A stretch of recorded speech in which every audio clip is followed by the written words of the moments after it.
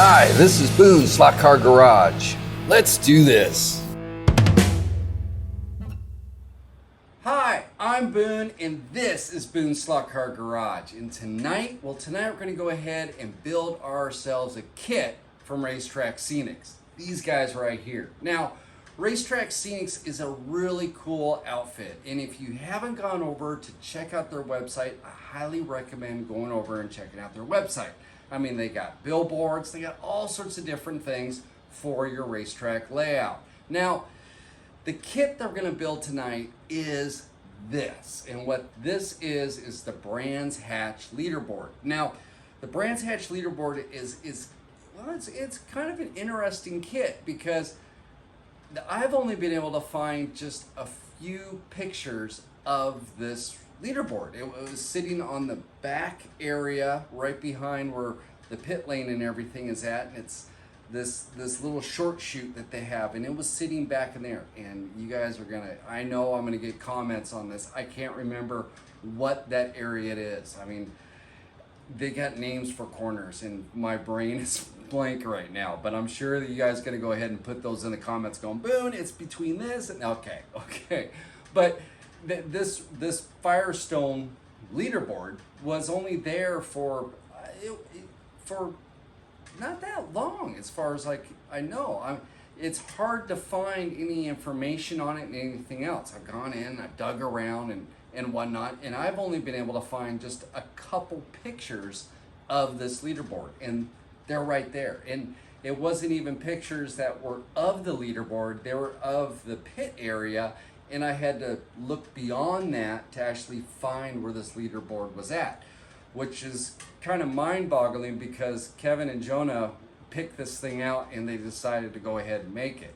And yeah, kind of cool. Gives you an idea of a lot of the type of work that they do of searching around in pictures and whatnot in the background just to see some of these iconic structures that they bring to their website for sale for your slot car layout.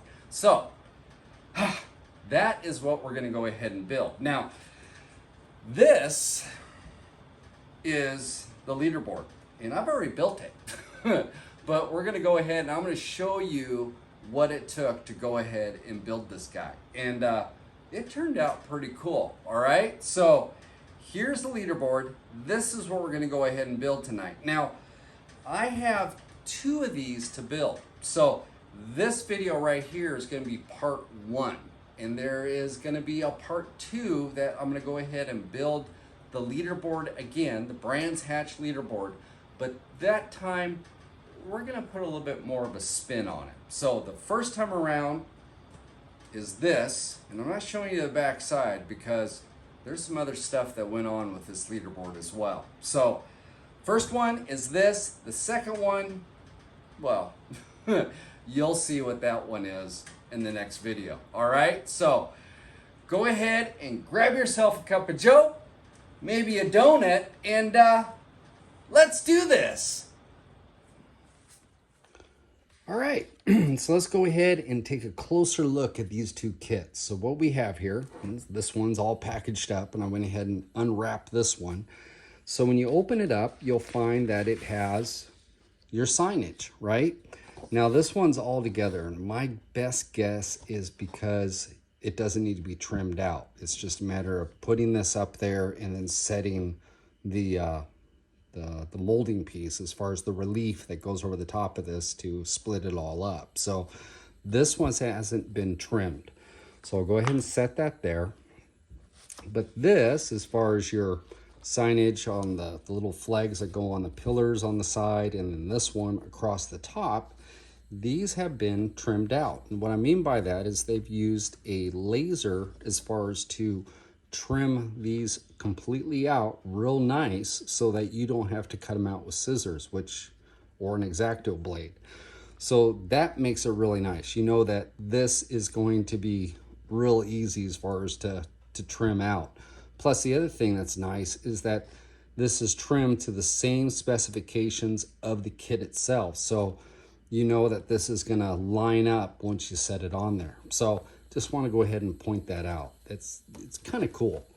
So there's that. Now, besides having a great aroma of this kind of burnt MDF that they have, which I don't know, it just smells so good. But what we have here are 4 panels of parts for this, okay?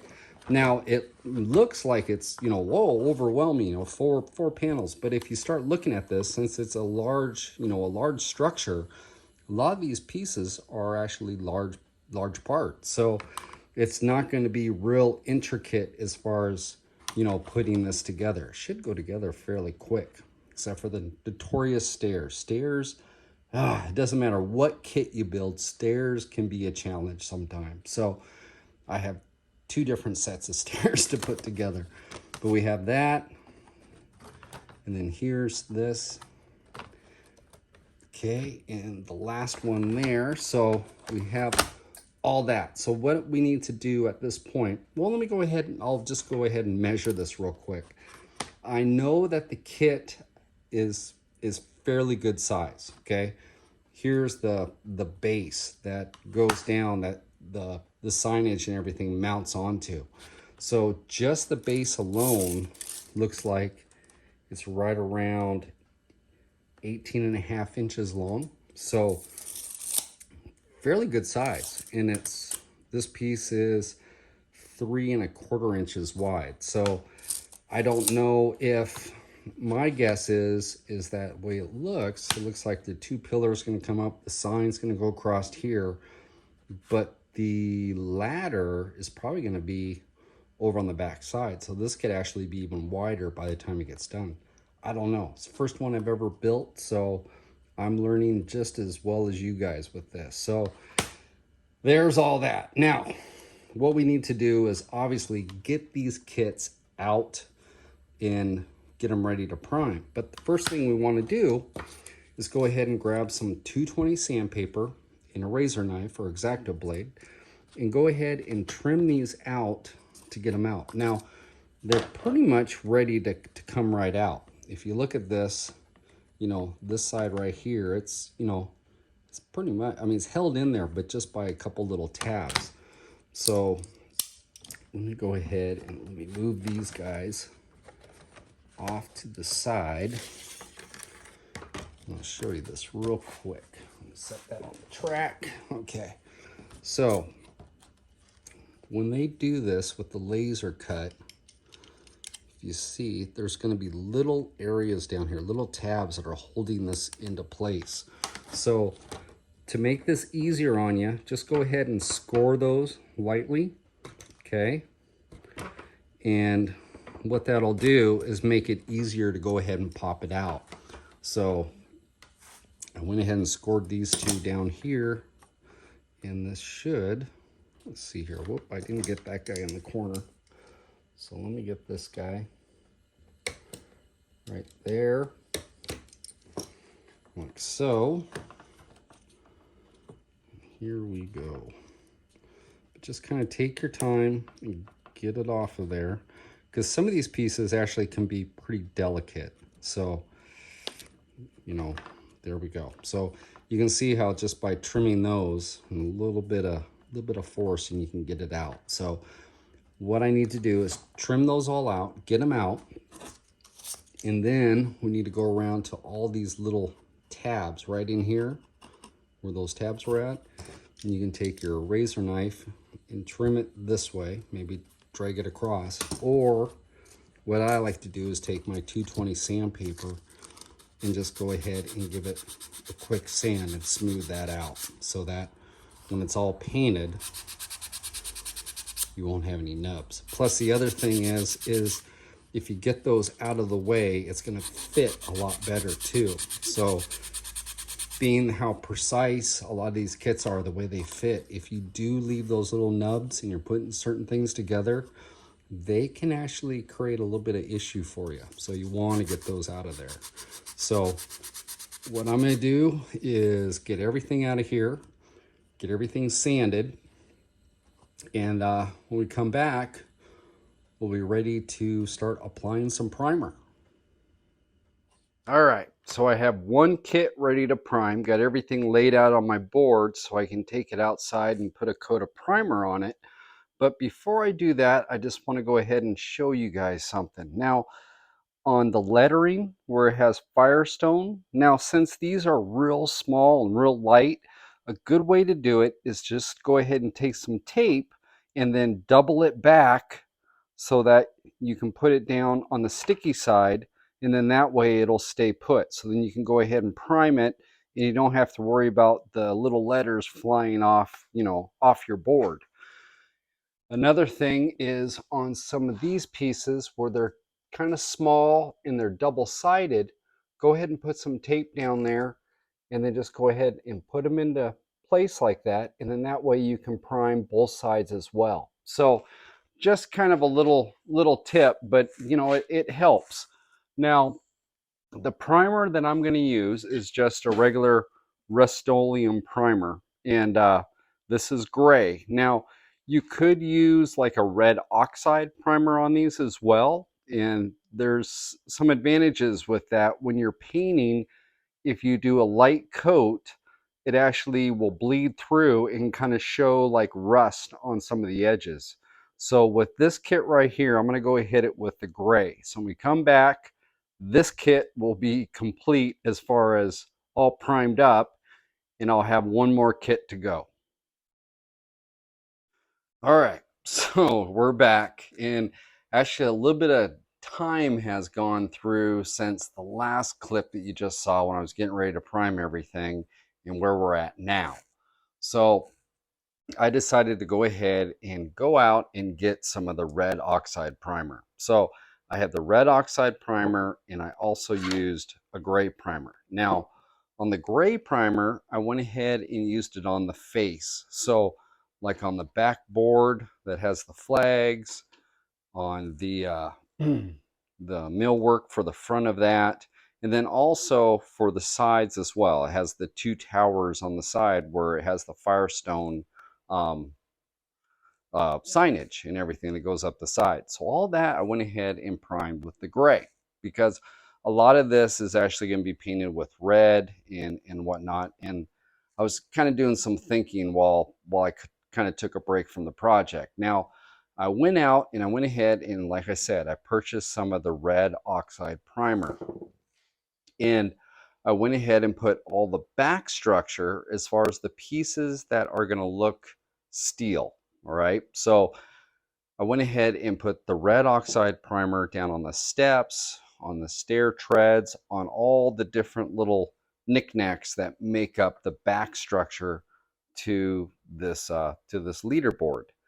And the idea is what we're going to do is, when it comes time to painting, the back area is going to get painted with like an aluminum, kind of a metallic silver, to kind of replicate actual like steel structure on this. And with the red, if I go ahead and I don't put enough, don't get full coverage, just a little bit on certain areas, the red oxide that pops through is going to give it just a natural weathering. It's going to give it kind of a rust effect. So that's what we're going on with this. Now, this side over here is, a lot of this is going to get hand painted and everything else. So the gray primer is going to work great for that. I didn't want to go with the red because a lot of times red itself as a top coat can be translucent. And if you use a dark primer on the underside of red, a lot of times it will actually create red to be a couple shades darker than what you might want. And with the Firestone red, it was kind of a brilliant, kind of a bright red. So I want to make sure that this stays at that bright red color that I'm shooting for. So there's the first kit. So if you notice, I have a pile in the middle that's not primed. Okay. So again, like I said, it's been a little while since I decided to start filming again, and it's due to the heat and humidity that we're getting hit with down here in Texas. So we're getting hit with 100-degree days, and 80 to 90% humidity was last week, and it was too tough to try to get here in the garage and try to do anything. I just start just standing still, and I'm sitting there sweating inside here. So This week's a little bit better. Yeah, we got high temperatures, but the humidity is not nearly as high as it was last week. So go ahead and try to get this all done. But the stuff in the middle, so there's the second kit.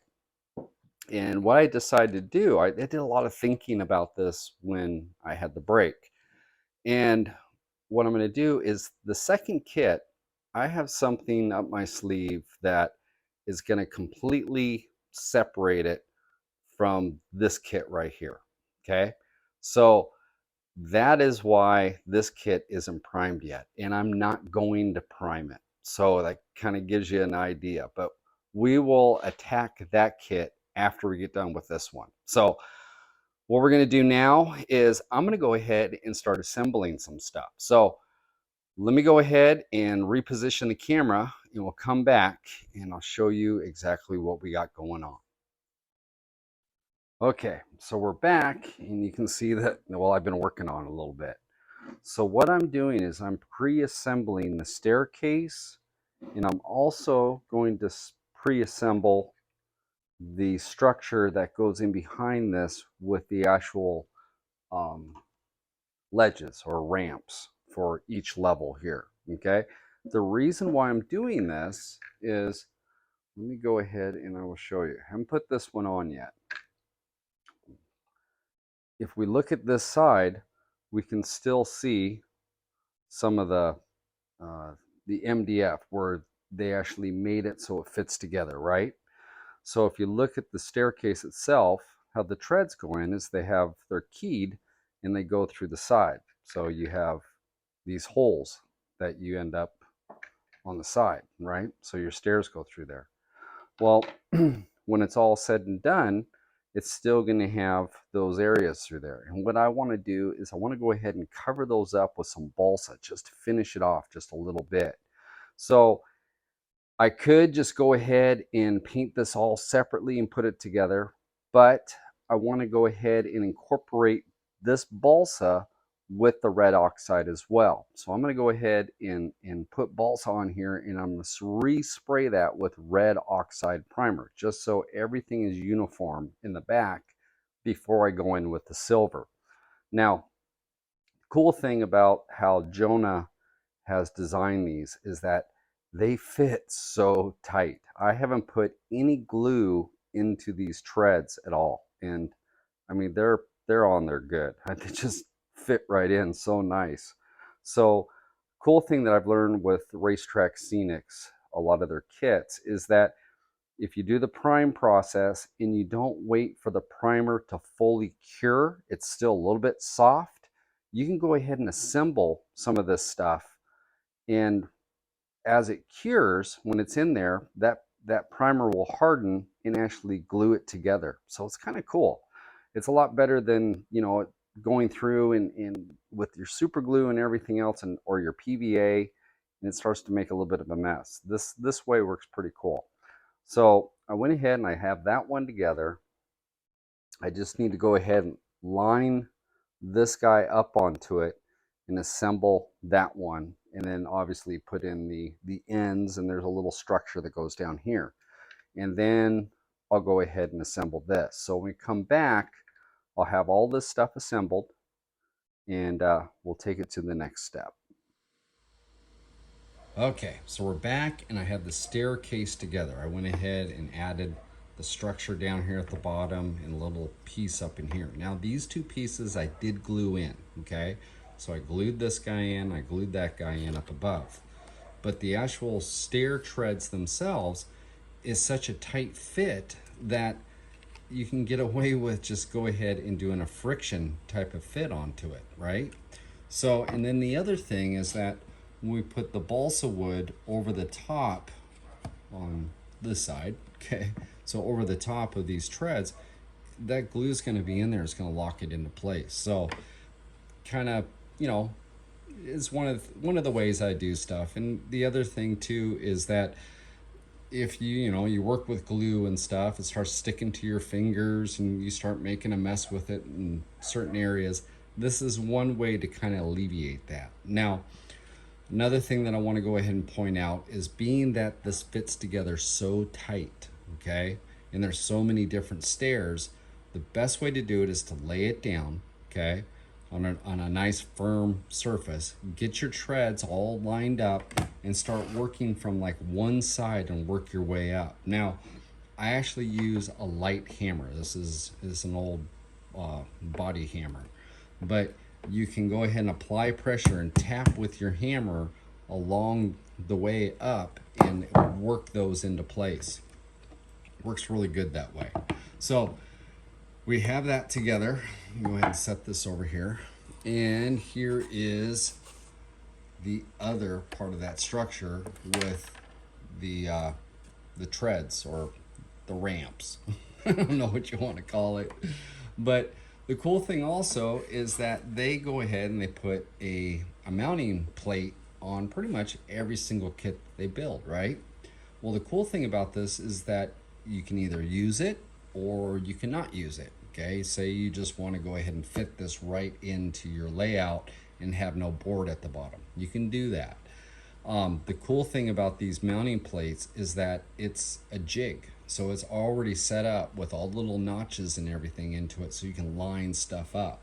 So I've already set him into place, okay? So he has the little holes. So I set him into place and then take my staircase, which goes this way because it has the openings, and you go ahead and align this up, and it's keyed as well. So we can do, let me get that sandpaper out of there, but we can line this up right in here, and then we know that everything is where it needs to be. Now, these two pieces are not glued together. So what we need to do is go ahead and glue this piece and the staircase together so they hold taut. And then that way what we can do is after this is all done, we can go ahead and do our spraying with the silver.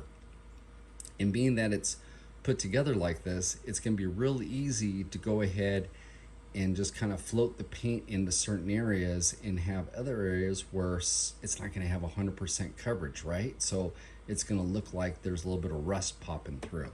So what I'm going to do is I'm going to go ahead and glue these two pieces together.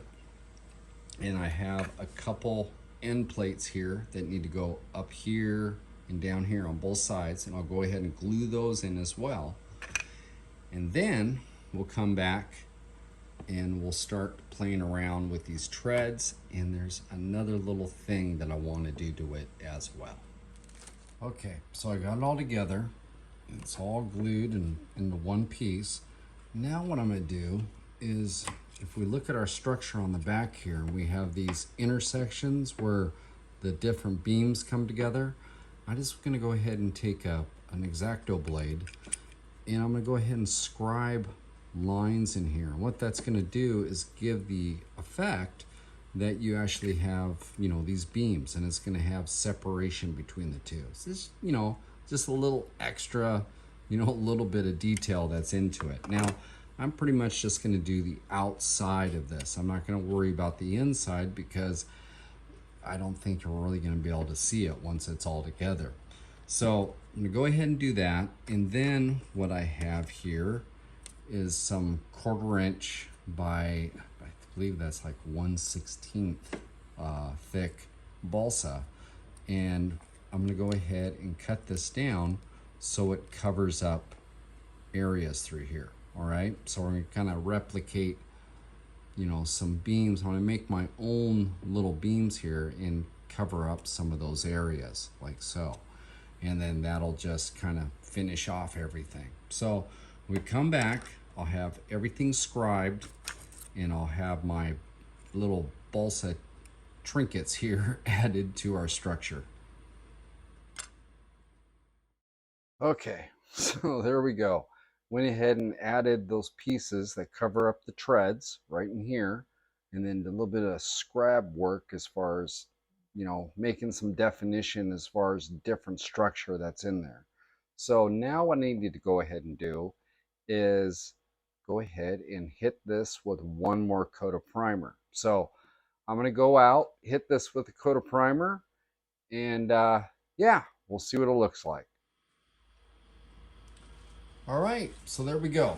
And it's all primed up, and you can see how it just kind of finishes it off. Now you can't see those treads on the side. It has a little bit extra structure.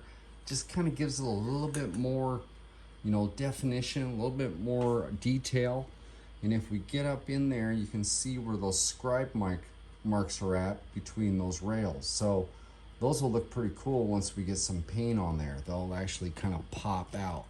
So now what we need to do is go ahead and spray this with some silver.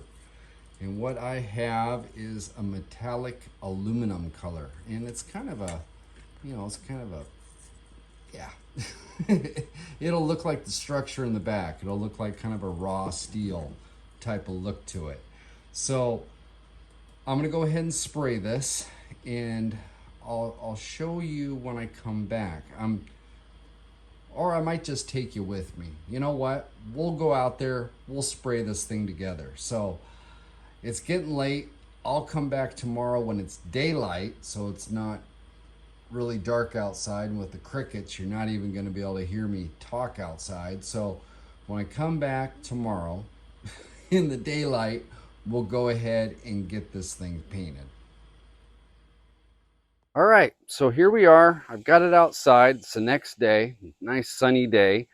And what we're gonna do is I'm gonna go ahead and paint it with a metallic aluminum. Now, if you notice, I have it upside down at this point. So what I'm going to do when I spray it is I'm gonna concentrate down inside. I'm not gonna worry about the structure on the outside because I just want that to get like a light overspray.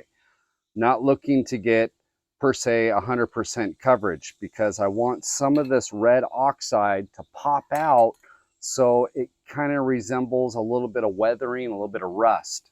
So what I'm going to do is just take my regular bomb can here, and we're just going to hit it down in the inside. And you notice it covers real fast, so we don't need to do per se too much down inside here. Just a couple real light whiffs and it'll do its magic. So I'm just going to hit on some of these areas here, and I'm just putting on a light coat. So that's pretty much it. So let me go ahead and turn this around, and I'll show you guys kind of what I mean. See how that's kind of a light coat, kind of pops through a little bit. So yeah, so that's kind of what we're going after. You see the inside, so we have a little bit of coverage there, and it just automatically starts to give a little bit of a weathered look to it. Now, what I'm gonna do is go ahead and flip it on its side, and I'll go this way. And let's see here. Actually, I'm gonna do the other side first, like so. Let me turn it like that. And I'm pretty much going to hit it just from like one angle, okay? I'm not going to try to get in there all sorts of different angles because, again, we don't want it to be 100% covered. So hit this a little bit, go inside here, and we're just going to hit it like so.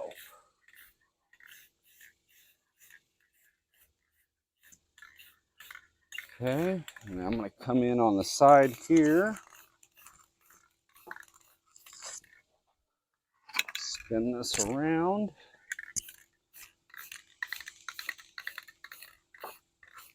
Right down. A little bit more. Want to get these platforms covered a little bit better. And there we go. So let me go ahead and bring this up just so you guys can kind of see it. And you can see that it's not all the way covered. So what I'm going to do is continue with this type of technique, get the other side. I got to get the ends a little bit better. And then when we go back inside, we'll see what we got. All right, so there we go. It's all painted. And you can see down in the inside in here, you can see some of that red oxide kind of popping through. Let me go ahead and turn it around. You can see it better over here. So if I tilt it up, you can see down in here where that red oxide, just kind of a tone is in there, kind of dirties it up a little bit, and kind of gives it, yeah, it gives a little bit of weathering. And it's kind of cool because we didn't have to do much, just a spray technique in spraying it, and you already have kind of a light weathering that's already on it. And we haven't done any washes or anything else. So the next step that I'm going to do is I'm going to go ahead and take some 220 sandpaper, and I've already kind of kissed the surface of these areas. And what I'm doing is I'm just lightly scuffing the surface and just kind of toning it down. You know, just kind of tone it down, give it a little bit more of a weathered look to it, so it just kind of tarnishes it down. And at the same point in time, since that red oxide's on the underside of it, it'll actually start to kind of pop through on the edges, so it looks like a little bit of rust is coming through. Now there is going to be some other weathering I'm going to do to this, but this is kind of a cool effect by itself. So what I'm going to do is go ahead and sand this all out, just kind of lightly scuff it. Not going to go very far with it. And when we come back, we'll see what it looks like. Okay, so I have this all complete and have it all sanded a little bit. And yeah, first part of weathering is done. So got it in the inside, on the back side. So yeah, looks pretty cool. Now what we need to do is go ahead and attack the actual leaderboard. So this guy right here. Now, if you're looking at this, this is the side that you see. And what Kevin has done is they've printed off the placings and all the information that goes on the front side of this. And what you do is you cut it out and you know, go ahead and glue it onto the position that it needs to go, right? So it has that. And then it has, let's see here, this guy, which actually there is a correct way and an incorrect way to put this on. So, and then that goes on there like that. That's the finished piece that goes over the top. Now, front side looks great, but if we look at the back side, okay, now I've already done that, but the back side's blank. All right. Now, if you had your layout or this on your layout and it was up towards a corner or something like that, you know, maybe not such a big deal. But I want to go ahead and have a little bit of detail on the back side of this piece, so it's just not a blank piece. Because when the guys were up here on, on the scaffold for it, they would have little pockets that they would go ahead and open up and then put, the numbers down as far as, who was in what place. So what I want to do is go ahead and create kind of a grid pattern on the back side of this. And you can see I already have it drawn out. Now, what I did is I went ahead and took the trim piece and taped it down onto the face. Went ahead and made sure it was all lined up, that was covering the same area that it does in the front, and then tape it into place and take a pencil and then scribe around the sides so that when you take it off, now you have something to go by, right? So what we're going to do, I'm not going to paint that on, as far as where everything's at. Actually going to take a ruler and put a ruler down like so. Okay, so I have my ruler down. And then take like a razor knife, or like I have this little scribe here, little pick. And what I'm going to do is I'm going to go ahead and scribe some lines on the back side of this so that when it's painted, it'll actually have this grid pattern on the back side, and it'll look like the pockets, so that they could actually access and change letters or the numbers and everything out. So what I'm going to do is I'm going to go ahead and scribe these all out, and then go ahead and get this guy all painted up. So when we come back, I'll have this all scribed and I'll have this board all painted up. And what I'm going to use is just a red acrylic. I'm actually going to brush it. You could spray it, but I want to have it brushed because I don't want any type of sheen on the red. I want to have it pretty much flat, a flat red surface as far as color goes. And I know that they have flat red as far as with aerosol cans, but I'm actually just going to use an acrylic paint and just go ahead and hand paint it out. So when we come back, I'll have this all done and this will be all painted and we'll take it to the next step. All right, so we're back and I haven't painted it yet. I started looking at it and it has the Firestone that goes right up here across the top, and there's actually two of them. So there's one for this side and one for the back side. But I thought it'd be kind of cool to add some structure to the back side of the board. I just, after I scribed the lines and I was kind of looking at it, I thought, it would be kind of cool to actually have just structure in the back and then just have the signage up in front. So that's what I did. I went ahead and took 1/4 inch dowel. I took 1/8 inch dowel, some 1/8 inch balsa, and some 1/4 inch balsa, and just kind of put together a Mod Podge of different structure on the back. Now, you notice in here, I went ahead and gapped it. So it's gapped. And the reason for that is the staircase on the one side is keyed. So it lines up right onto these areas right through here, and that's how it's mounted in. So I went ahead and gapped that so that when you look down into it, you can see the structure up inside as well. So yeah, I thought it was kind of cool. So I wanted to go ahead and share that with you guys before I start my painting process. So now I'm going to go ahead and paint this all up, and we come back, we'll see how she looks. All right, so I have everything painted, and I went ahead and painted some of the structure silver so it looks like there's a metal, kind of a metal framing to it. And now I'm going to do is take a little bit of 220 sandpaper and just lightly kiss some of these boards. And what that's going to do is just kind of edge it a little bit and just kind of give a little bit of a weathered look to it so it's not so clean and crisp.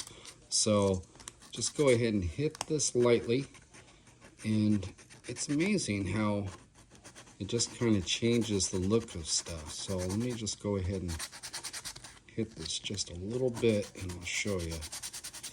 So if I just go like that and kind of get the edges there and there, and just kind of gives it just a little bit, of a worn look to it. So I'm going to go ahead and do all that. And then what I need to do, it looks like, is I need to go ahead and mount this board onto the stair scaffolding. Okay, so we're back, and I went ahead and I mounted the board onto the stair scaffolding, and also went ahead and built the side pods or the side structure for the leaderboard. Now, these come in separate pieces, and you just go ahead and glue them all together. Now, one thing about, again, with Racetrack Scenics kits, remember how I said they fit really, really snug, right? Well, after you get painting and everything else on your tabs, they might actually get a little bit of paint buildup. And what you want to do is go ahead and take some sandpaper and lightly dress those, because trying to get this on was a little bit of a chore.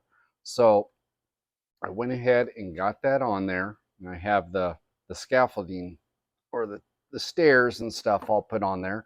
It looks pretty cool. I mean, it's got the structure there, we got the stairs going on, and things are starting to come together. Now, with this, let me go ahead and turn this back around. Actually, we'll turn it to here. Now, you'll notice that there's a little bit of white on this. Now, what that is a little bit of joint compound, and I use some of the drywall joint compound just to fill in a little bit in here and fill in the gap between these two pieces because I wanted it, you know, be a little bit more flush and kind of get rid of the seam that's down inside here.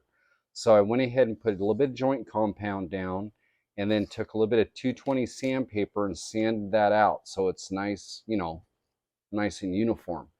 Now, if we look at the other side, I haven't quite finished painting it up, but you can see over here how it's, you know, looks pretty good. It's all together. You don't really see a seam in there. And it's just a matter of painting it out now with the acrylic paint. So what I'm going to go ahead and do is go ahead and get these the rest of the way painted. And after this, what I need to do is go ahead and start putting on the actual numbers onto the board itself. So we come back, we'll go ahead and get these numbers addressed. All right, so we're back, and let me go ahead and get this out of the way. But I have cut out our leaderboard, okay? Now, this part of it, you need to go ahead and cut out with either an X-Acto knife, or I just use a pair of scissors. And what I do is just cut so there's a little bit of an edge onto it all the way around. And with the grid up here, you can go ahead and line it up where it needs to go. Now, the edge itself will be covered up once you put the framing onto it. So let's show you here real quick. So if we line this guy up, having trouble lining things up this morning. So if you line this up, the white areas of that leaderboard will actually be under the framework, and then that goes up. Now, the Firestone that goes across the top, Jonah and Kevin have designed this that it is laser cut. So this comes out great. You just go ahead and push it out and it's already pre-cut for you, which is really nice because it's got some kind of intricate, you know, shapes and everything else down in here. And then that lines up perfectly with the top portion. So there is that. Now, I'm not going to put these on just yet. I started looking at this and I thought, you know, I want to do a little bit of weathering before I insert these, especially the leaderboard itself, because I would imagine that the actual numbers and the letters would be cleaner than the actual leaderboard, right? Because they would be making new numbers and stuff probably for each race, or at least grabbing them out of a file. So what I'm going to do is I'm going to go ahead and weather the board. I'm going to go ahead and weather the whole entire thing. And what I'm using is just a black wash. Now, I've made this a little bit stronger than I normally do. And the reason is because when it gets down into like the structure down in here, I want it to puddle up, and I want some strong black in certain areas so that it really kind of makes it pop. And then with the actual board itself, I just want to kind of have a little grungy around the sides, just to kind of show that, you know, maybe it's been painted for a while and it's got a little bit of grime onto it. So let me go ahead and I'll put this over here. And what I'm doing is I'm just taking my brush, and you'll see this. So you can tell that it's pretty strong, okay? So I'm gonna go ahead and just put this all the way down it, like so, and kind of get it down into the cracks a little bit. And then I'm just gonna go ahead and take a rag and then just go ahead and blot this down. And what that'll do is just go ahead and give it a little bit of tarnish to it. So that'll get down in the inside, and there you go. So this side just did. This side was done previously, and you can kind of see where it's just kind of tarnishing down the inside. Gives those corners a little bit more definition. So I'm going to go ahead and do that there. I'm going to come across. I've done the bottom here. Still need to do the back side. And once we get that all done, then I'll go ahead and get everything glued onto it. Okay, so I have that black wash weathering all done onto it. And if we turn this around, you You can see how that is. And it just kind of tones down everything a little bit. Gives a little bit of grime, a little bit more definition because it'll soak into some of the nooks and crannies and just, you know, just kind of helps it tone it down a little bit. So now that I have all that, I went ahead and I glued the Firestone twin flags up on top and just went ahead and used some PVA, some Mod Podge, and then on a brush, and then just kind of brushed it on there, glued it on. Now, I've let this dry, and now what I want to do prior to finishing off the board and getting, you know, all the numbers and everything up is, you know, like I said, I would think that these would be changed out more often than per se, you know, like the signage that's on it. So now that I have that on, you can see it's real bright and brilliant. So I want to just go ahead and wear it just a little bit. So I have some of that 220 sandpaper, and I'm actually going to take this and I'm just going to kind of go down just a little bit onto it. And what this will do is just kind of tarnish it up, kind of scratches it a little bit, and it just kind of makes it look like, you know, it's been there for a while. You know, it's not like brand new signage that's up onto it. You know, it's seen some weather. Now you notice I'm going one direction, right? I'm going down. I'm not going sideways. The reason that I'm going down is that if you think, you know, weather and rain and everything else, it's going to be streaking down the board itself. So that's why I'm just kind of lightly dragging it in a up and down, not side to side. So let me go ahead and I'll hit this just a little bit more, and you can see how it's just kind of dragging the color out a little bit, and doesn't take much to do this, but the effect is pretty cool. You know, just kind of, again, we're just kind of making it just look like, you know, it's been there for a while. This isn't a brand new board that's up on the track. So I'll go ahead and do this, and depending on how weathered you want to do it, it will depict on obviously how much you're going to do the sandpaper. Now you notice I have it folded over, and if you look at some of these, they're a little bit stronger than the other ones because I'm using just the edge. So say this R right here, we're going to go ahead and take this, press down on the edge, drag it down, and there we've got it kind of a crease through it. This also kind of looks like, if you remember the old signage that was put onto like plywood, well, after a while it would start to kind of wear. So it's kind of the idea that we're going after here. So I'm just going to hit this a little bit more, and we'll call it good. And then what we'll do is we'll come back and we'll just kind of tone it down just a little bit because it's still a little too brilliant for me. So I'm going to hit this a little bit more. We'll come back and we'll take it to the second stage of weathering on that Firestone. So now I have the Firestone kind of sanded out. It's weathered, and you see how it's kind of streaking a little bit. But our white areas are still, I mean, they're still pretty bright. So what I want to do is take my black wash, okay, and I'm going to use my finger. So I'm going to go ahead and put in my black wash. I'm going to rub it into my hand, okay?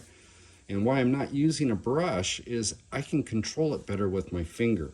And what I'm going to do is just kind of come in, and I'm just going to lightly stain this, okay? Again, I'm kind of going in a vertical manner. I'm not going side to side. I'm going vertically, and we're just going to go ahead and just drag this over the top a little bit. And this is just going to kind of tone down stuff. It's going to make it a little bit dirty. It's going to create some staining, you know, a little bit of water staining. And yeah, it's just, you know, it's just kind of cool, you know, just kind of makes it a little bit more realistic. Now, you notice I'm working my thumb and working on the edges. And the reason for that is that if you ever look at old signage, a lot of times the edges will be a little bit more grungy than per se the middle of it, you know. That's where the moisture will sit. So I'm just gonna go hit this and just drag that up. Just kind of hit it like so. So there's still a little bit more I want to do to it, but kind of get the idea.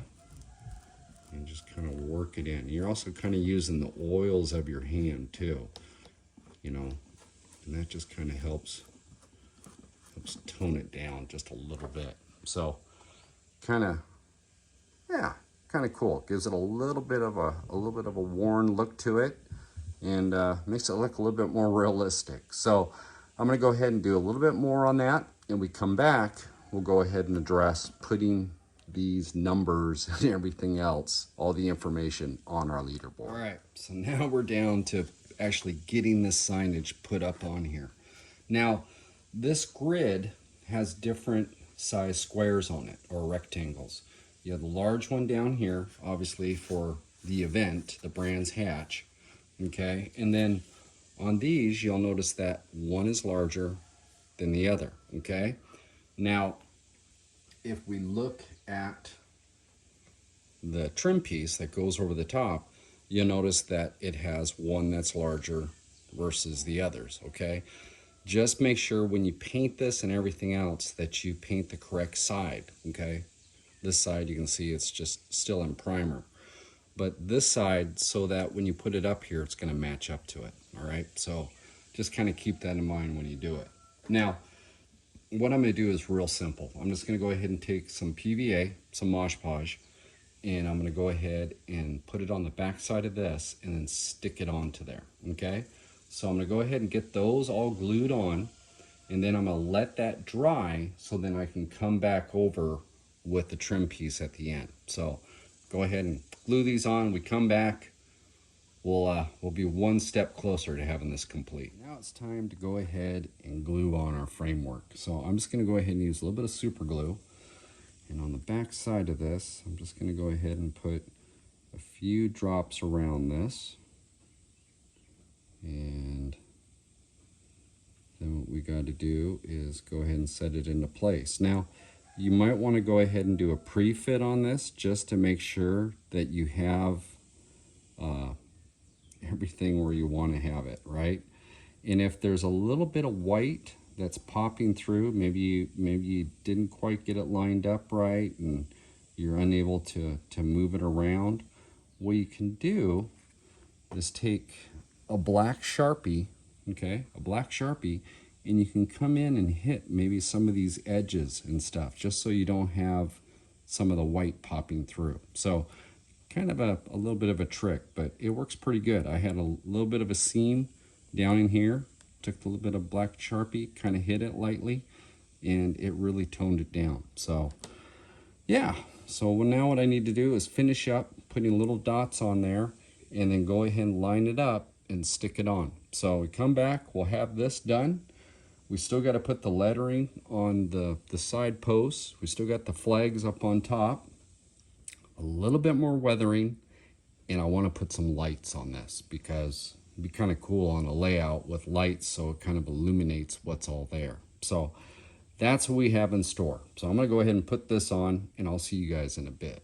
All right, so here we go. I went ahead, this is all nice and dry. I went ahead and added the letters on the two pillars, and then added the little flags up on the top as well. So now the pillars are really cool. Kevin and Jonah went ahead and they actually have an imprint on the back side of these to help you line them up so the spacing and everything's right. It's actually, it's the letter itself, it's Firestone, but they have these little kind of, I don't know, imprints in there where you can go ahead and line the letters up. So really cool. I mean, it's just, it makes it a lot easier to do that than trying to freehand it. So the last thing that I want to do as far as weathering goes is I'm going to go ahead and do a dry brush with an acrylic paint. And this is actually a satin, and it's called Bittersweet. And you can do this with just a regular, maybe like a burnt umber or something like that. But what I've got is just a little popsicle stick, and I'm just coming in and doing a dry brush on some of the edges. Now, if you notice my brush, okay, it's kind of bristly. I mean, I'm not really keeping it, like if you've seen the dry brushing that I do on rocks or something along those lines, the brush itself will not be all tasseled out. And there's a reason why I have the brush like this.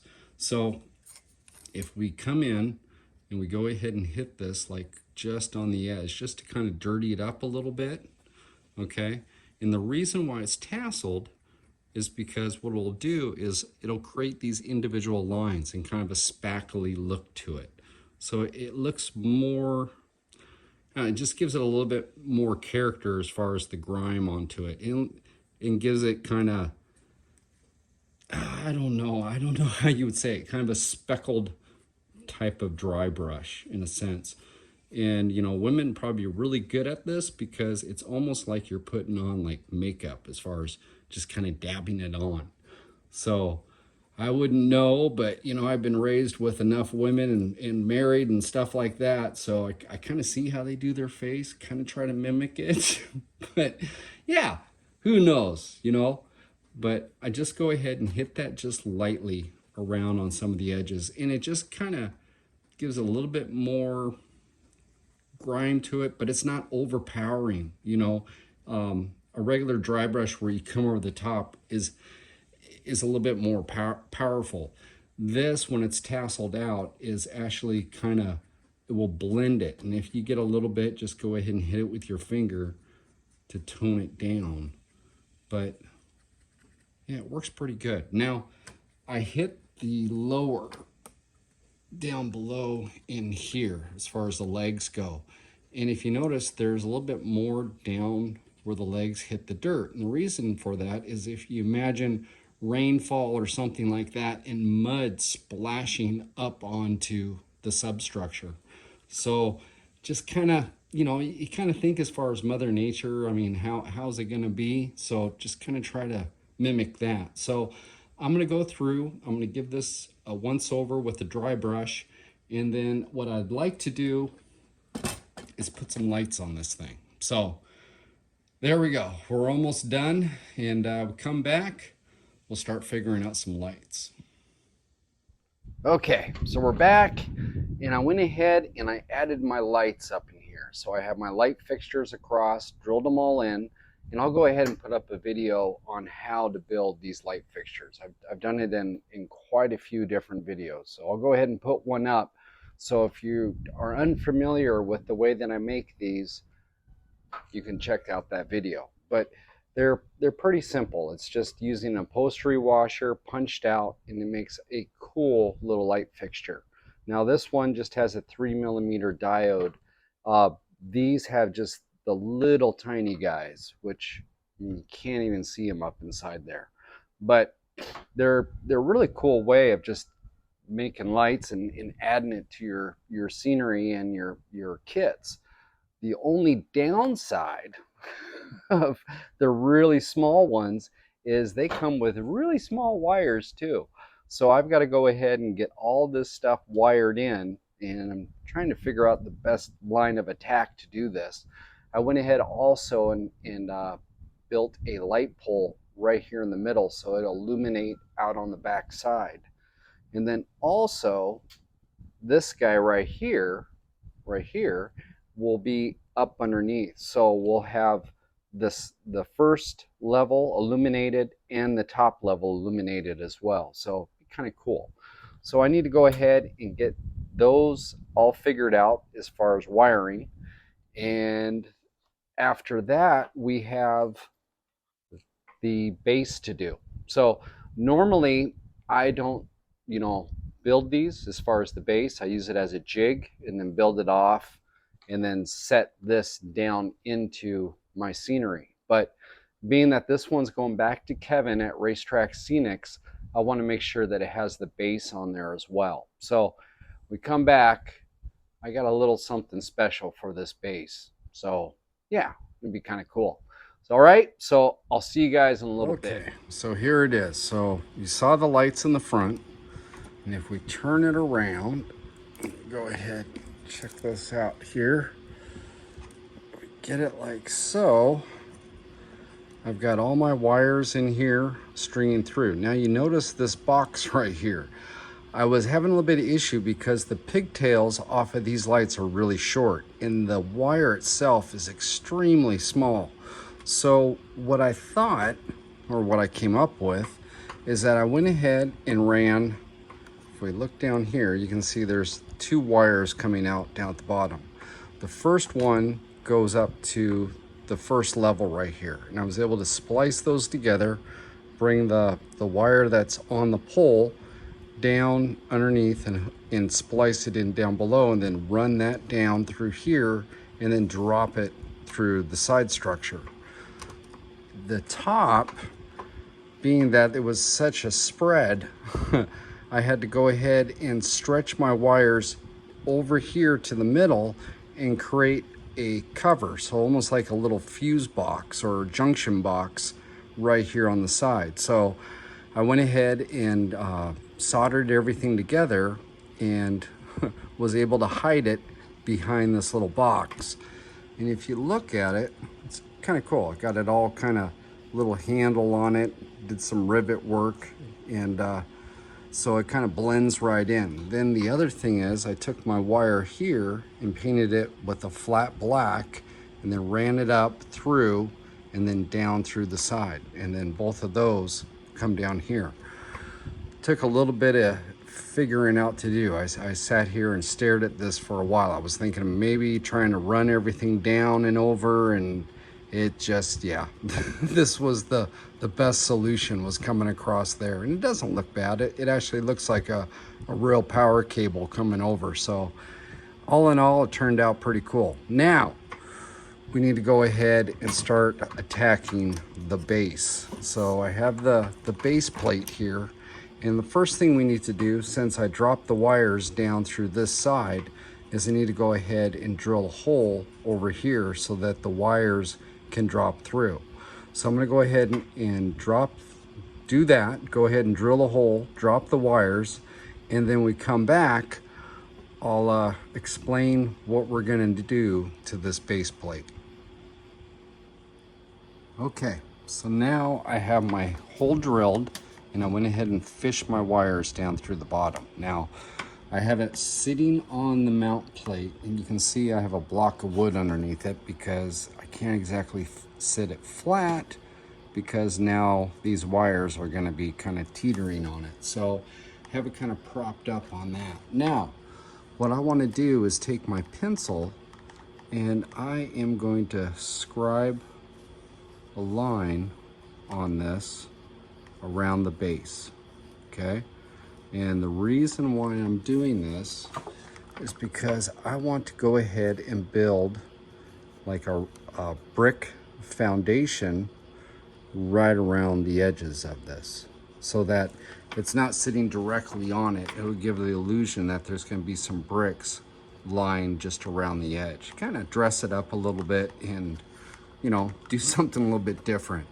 The other thing I want to do is go ahead and fill this thing with a bunch of grass, static grass, put some bushes and some weeds in here and stuff like that. And yeah, it should look pretty cool. So I'm gonna go ahead and scribe a line on both sides over here too. And when we come back, we'll start figuring out these bricks. Okay, so let's go ahead and let's get started on our base here.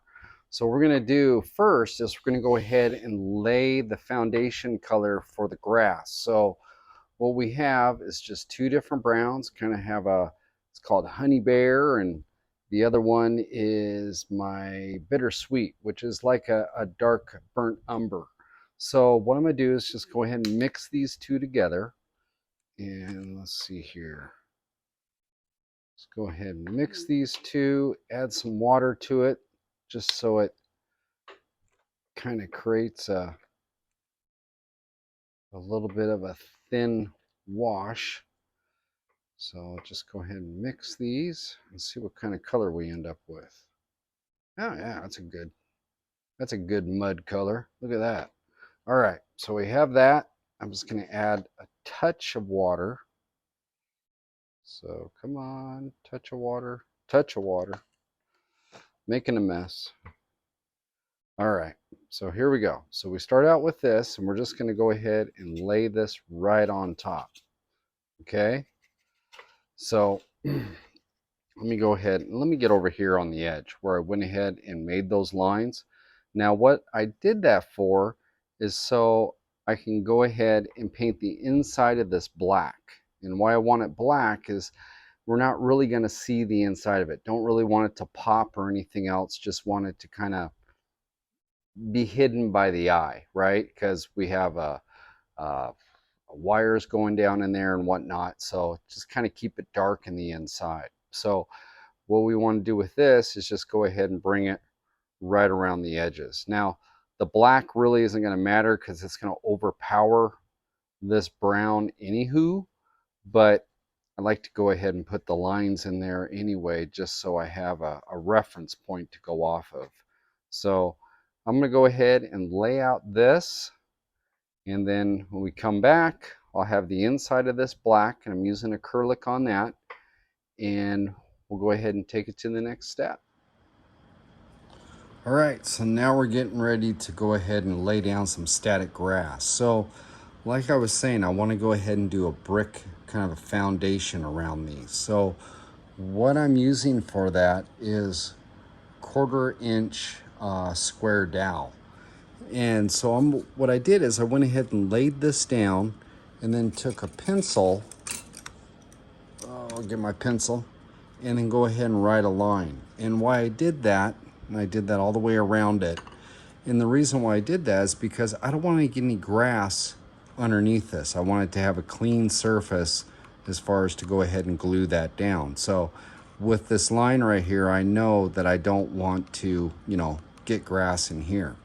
So first thing we want to do is go ahead and get our glue down, which I gotta find there's my paintbrush. So I'm just gonna go ahead and use some Mod Podge matte finish. And I'm just going to go ahead and lay some of this down real quick. So kind of give it a generous amount here. And I'm just going to go ahead and do a little portion of this right now just to see how it looks. So let me go ahead and get this. Now remember also I told you that the fit and finish of Racetrack Scenics, their kits it's really tight tolerance, right? So when it comes down to these holes and whatnot that we have down here on the base, what we're going to need to do before we go ahead and decide to mount this is we're going to have to go ahead and sand those all out. So yeah, I had a little bit of an incident with putting the front in the back together on this, and it was tight. It was real tight. So just kind of want to reiterate that. So because you spend all this time putting stuff together, and then when it comes time to fitting it, if it's not fitting correctly, don't force it. Just kind of look at it, take a breath. You might have to come back and do a little sanding on the openings and on the areas that go through. So what we have here is the lovely Static King, and the grass that I'm using is a mixture. This is a mixture of when I put static grass out, I use my vacuum and I suck up all the excess. I put them in a container and it's got all sorts of different grass in it. So I really don't know what I'm gonna end up with, but it'll be cool to check it out. Now, with the Static King, I tried it with the 9-volt battery that it has. And let me go ahead and zoom this out a little bit so you guys can see better. So let's see here. Come on, zoom out. It's not wanting to zoom out, so we'll zoom it out this way. How's that? You can see my mess on the table. So with the Static King, oh, come on, I get my wires all crossed. It has a 9-volt that you can go ahead and run. And with a 9-volt, it just doesn't have the kick to it. I mean, my $20 special does better than the Static King when it's trying to run on 9 volts. But if you get the the wall receptacle that plugs into this with 120 volt, It's wonderful. This thing will light up the world. So let me go ahead and get this going. And let's see here. Let me go ahead and turn it on there. Oof, I can already feel it. And we'll just go ahead and get some grass going here.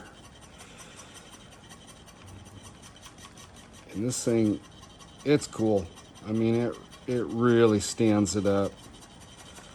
So go ahead and give this a little bit of a shake, and we'll stop and I'll show you what we got there. Okay, let me go ahead and put this back around. You don't want to cross the streams with this thing as far as grounding it to yourself or anything else, because they can zap you good.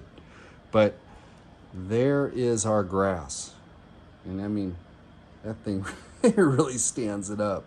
So what I'm going to do is go ahead and keep on doing this. Got to go all the way across the board. And when we come back, well, we'll go ahead and mount this on and we'll start putting our bricks together. Okay, so we've allowed our base and the grass to go ahead and dry. I went ahead and knocked off some of the excess on it, and it looks good. I mean, the grass is standing right up. Went ahead and did a mixture of a bunch of different grasses in this, and it's pretty cool. I mean, it's got some brown in there, so it looks like some dead grass. We got a little bit longer stuff in there, so looks like some dry grass in there, and yeah, pretty cool. Now, like I was reiterating earlier, as far as the fit on these. Now, what I use is a little miniature flat file. And like with this, I'll just go in here and just start filing these down just to open that opening up a little bit so that when I try to fit this all back together, it'll slide in. If you don't, and you have paint residue that's inside here, a couple things will happen. One is obviously it's making the opening smaller, right? The other thing is, even if it's not per se smaller, the paint itself will actually, it'll create resistance when you're trying to push it in, the MDF. It'll grab a hold of each other, and that itself makes an issue too. So it's nice to kind of get that out of the way. So next thing we want to do is I want to go ahead and mount this onto the actual leaderboard itself. So it's just a matter of lining everything up, getting the wires dropped through, and put a little bit of glue on it, and voila, we'll have the base on the leaderboard. So I'm going to go ahead and do that, and we come back, we'll go ahead and finish off all the fine details of our project. Okay, so now we have the base onto our leaderboard, and the next thing we need to do is, you can see down here on the side over here where my thumb's at, that area down at the bottom, we'll go ahead and put some bricks down there. So, and that, what that'll do is kind of fill in a little bit of a gap down there and cover that up. So yeah, I think that would be kind of cool. I mean, you could put grass down in that area, but I'd like to give it kind of a something a little bit different down on the side, just go finish it off. So let me go ahead and set this down.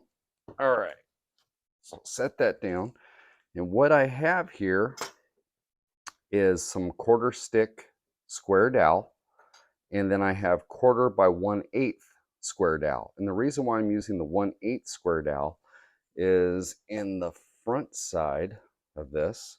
So right down in here, the space that's down in this area, what we have to work with, won't work with 1/4 inch. It hangs off the edge. But the 1/8 will actually fit right up there and look good as far as being all flush. So I'll have the 1/8 up here in the front, and then the 1/4 inch will be down on both sides and around the back.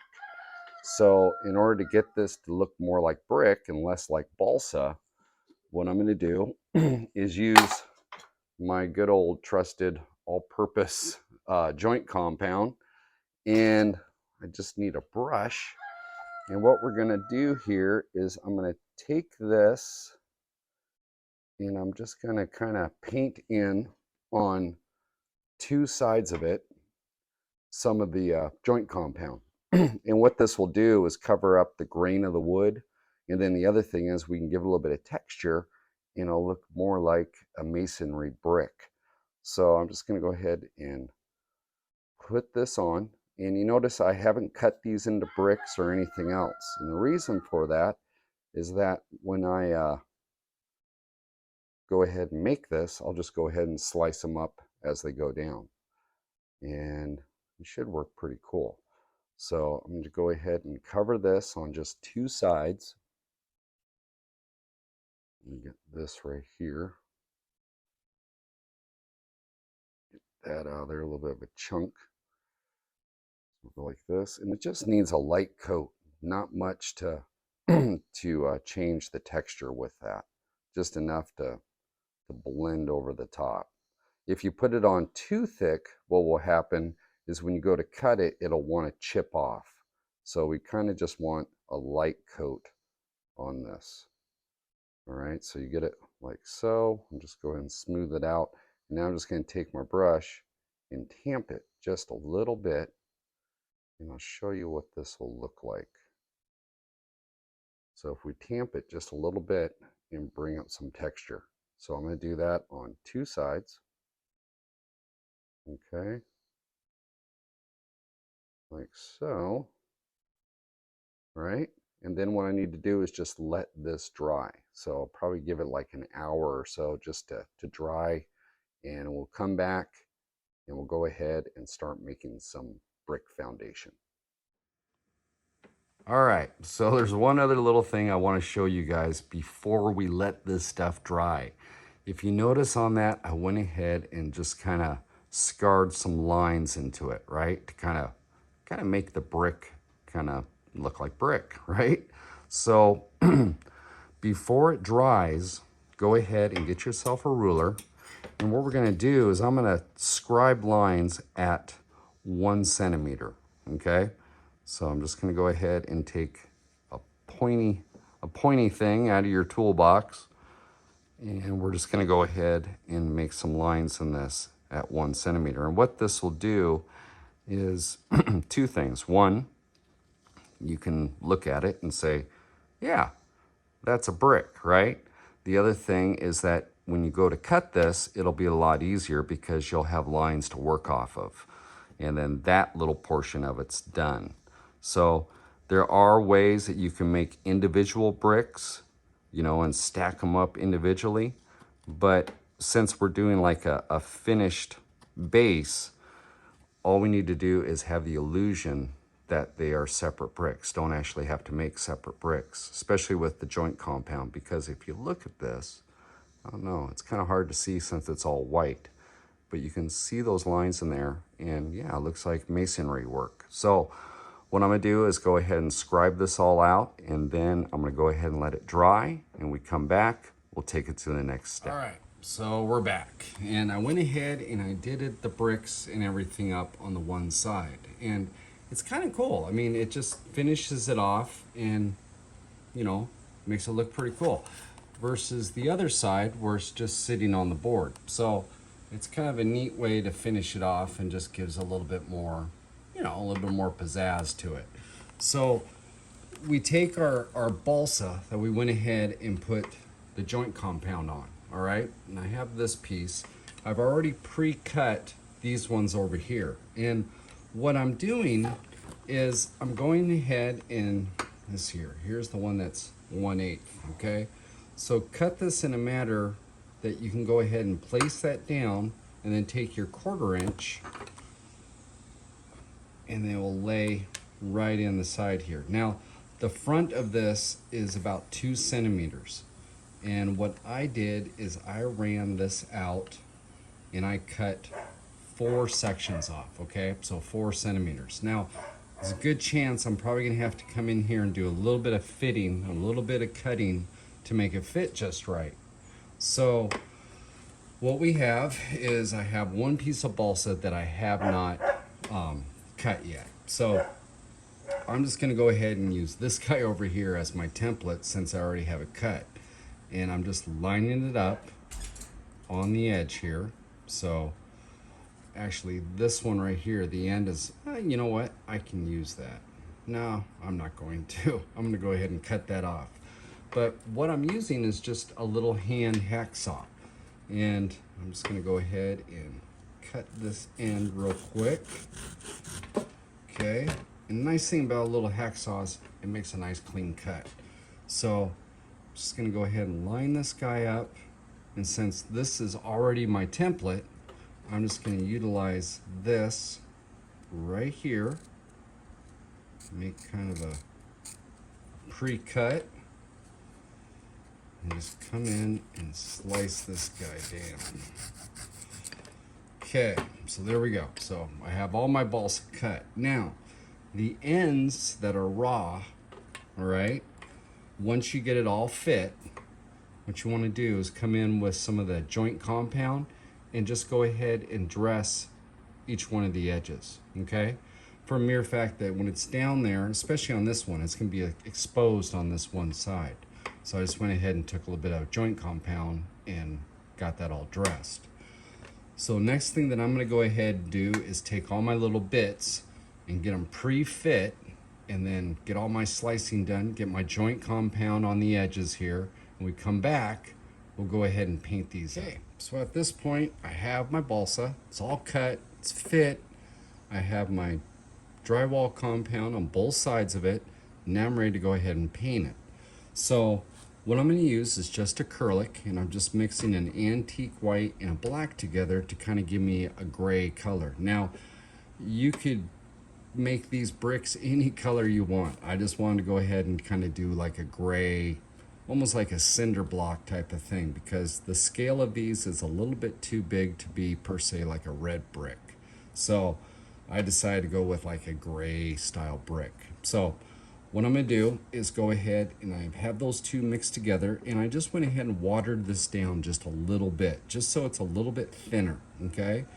And what'll happen there is that it will go and get in all the little nooks and crannies for me. And yeah, covers real nice. So the other thing too is not just to paint the sides that you can see, but go ahead and throw just a little bit of color on the back side of this as well. Because if you notice at the bottom of those pillars, that side structure, it's open. So this is going to stick up just a little bit, and you don't want to have just raw balsa sitting back there. So just go ahead and put some color on the back side. So what I'm going to do is get the rest of these all painted, and then we're going to come back with a black wash, okay? So we'll hit it with the black wash, we'll do some highlights after it's in, yeah, and we'll make some bricks. Now we have our bricks all painted with the gray. Now I'm going to do is just come in with a black wash, okay? And this is just thin down acrylic paint. But I'm not going to cover the whole entire thing. I'm just going to go ahead and dab it. So let me go ahead and grab this guy. He is the most dry out of all four of these.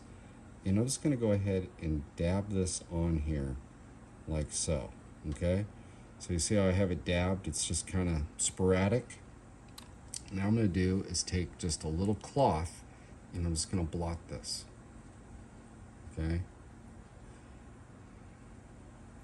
And it's just going to kind of dirty it up. It's going to give us a little bit of definition in our cracks. And now what we need to do is just go ahead and set this off to the side and let it dry. I have 3 more to do. And then once those are dry, you go ahead and glue them onto the base. And as far as gluing them down, I'm just taking some regular super glue, glue them into place, and then I'm going to go ahead and let that dry so we can come back with the dry brush. Okay, so now I have it all glued down, and now what I just need to do is come back with a little bit of antique white, so just an antique white, off-white, and a small little detail brush. And what we're going to do is just give this thing a little bit of highlights by doing a dry brush. So I'm just hitting this and I'm working the paint into it just slightly. Go ahead and grab this up here. And what I'm going to do is just lightly kiss the surface of it. And that's just going to kind of bring out some of that texture that we put on it with the joint compound and just kind of finish it off. So let me just go ahead and hit this a little bit more. And we'll stop and we'll take a look at it. And there we go. And that's all we're going after, right like that. So at this point, it's pretty much done. And you can go ahead, add more bushes, stuff like that. I might doll it up a little bit, maybe put some moss in certain areas. But for all in all, the project is complete. So I'm gonna go ahead and finish this off, maybe play around with some other stuff, and when we come back, we'll see what it looks like all completed and done. There it is, and I went ahead and put a few little bushes down here and, you know, just kind of dolled it up a little bit. Got a little bit of moss down on top of my stonework there, and a little bit over here, and it's kind of cool. I mean, it finishes off the base, so it just kind of gives a little bit more character. So now we need to do is go ahead and get this thing lit up, and let's wrap up this video.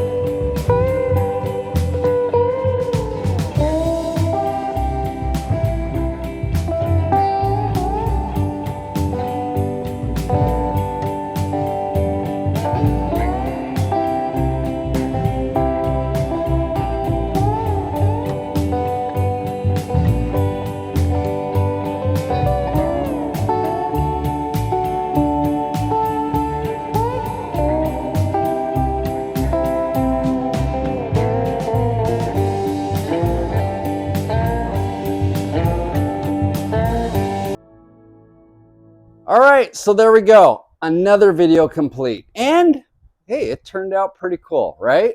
kind of a cool kit. I mean, it's neat because, you know, I was talking with Kevin and Kevin from Racetrack Scenics, and he said to me, he goes, Boone, you know, he goes, we provide the canvas, and he goes, but the guys that build our kits provide the art. And I thought that was a really cool way of looking at it. And the cool thing about their kits is that they leave room for your own interpretation, for your own creative mindset and everything else, the different things that you want to do to their kits.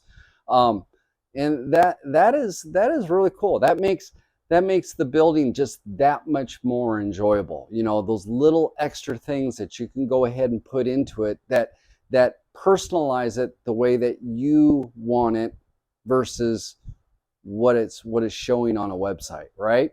So again, if you haven't gone over and checked these guys out, Racetrack Scenics, I really highly suggest going over and checking it out. I mean, you saw the kit that we built tonight, the Brandshatch Leaderboard, that kit right there. But they've got so much more other things. I mean, there's billboards, there's all sorts of different signage, there's pit lanes. I mean, he came out with an elevated track system. This is really, really cool. I mean, they're constantly trying to push the envelope as far as what they would want on their own slot car layout, and then sharing that with other people. And it is a really, really cool way of doing things. Kind of a cool job. Kind of jealous, because that would be so much fun to do, right? But yeah, there we go. So here is our project that we went ahead and finished tonight. And yeah, it's really cool. Actually, it took me a little bit more than one night to finish this. I got a little bit of time invested in this between the actual work and trying to get into the garage when it's not scorching hot, because I don't have AC in here and it gets a little stuffy. But yeah, it turned out cool. And we got the back, and yeah, it just, you know, the own little twist went ahead and put on this. So there we go. Now, like I said at the beginning of the video, I have 2 of these to build, right?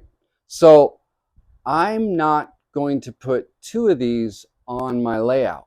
So the second one that I'm going to build is actually going to stay on Deception. But this one right here is actually going to be packed up, and it's going to fly back up to North Carolina to Kevin at Racetrack Scenics. Now, I'm not going to say much more than that, because I'm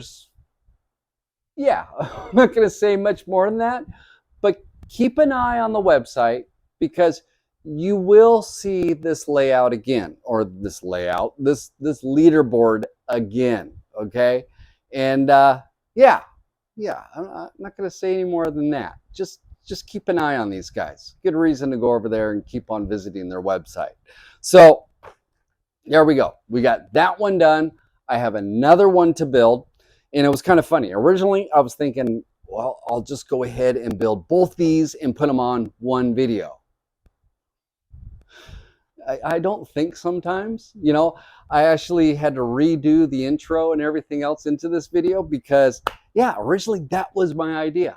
And then I went ahead and started getting this, and I was about 3/4 of the way through, and I started to look at the timestamp that was in my editor, and I thought, I got to split this up into 2 videos. I'm having too much fun building this one. So, yes, so there is going to be a part 2 to this, and that is going to be another one of these these kits, this Brandshatch Leaderboard, but it is going to be different. And what I mean by that is, like I was saying, they provide the canvas, we provide the art.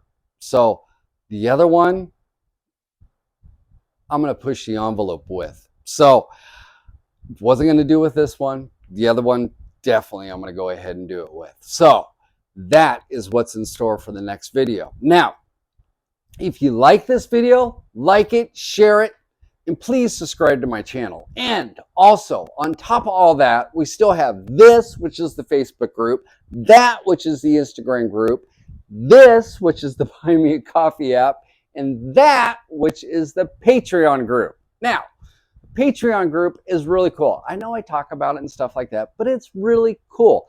There's a bunch of different levels to it and everything else. And pretty much the levels are there, yes, but it's pretty much all the way across as far as the interaction. And what I mean by that is that I do Zoom meetings every other week. Every other week, we all get together, everyone that can, and we go ahead and meet up on a Zoom meeting. And we go ahead and we talk about different things, bring up a topic. And also what we've been doing is going ahead and building projects. So we've built happy trees. We did evergreen trees, really had fun doing that. We've built the little garbage cans and stuff, and we're going to be building light poles and yeah, really cool stuff. But the cool thing is that we build it together as a group. I go ahead, I put a material list out.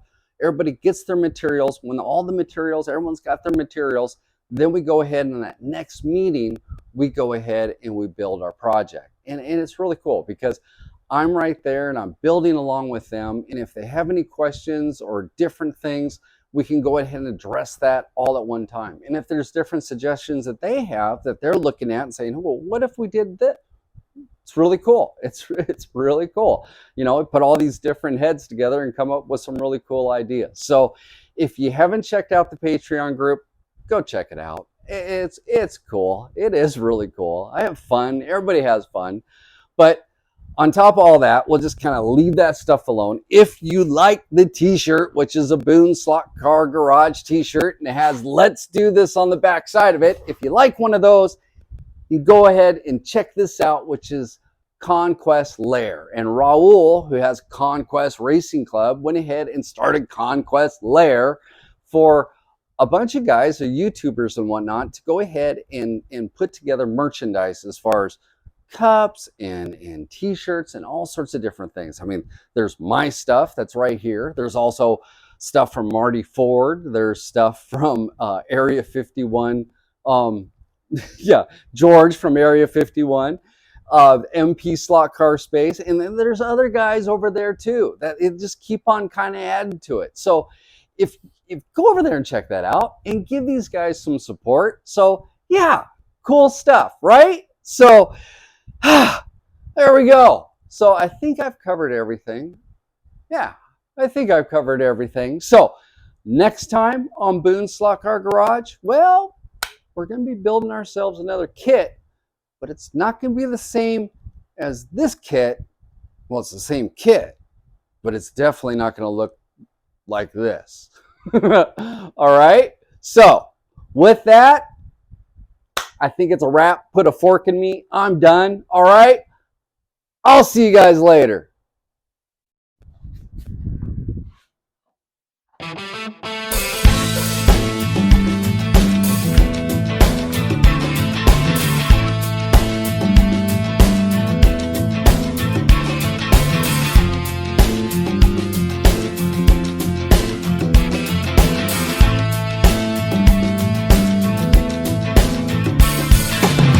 Hi, this is Boone Slot Car Garage. Let's do this.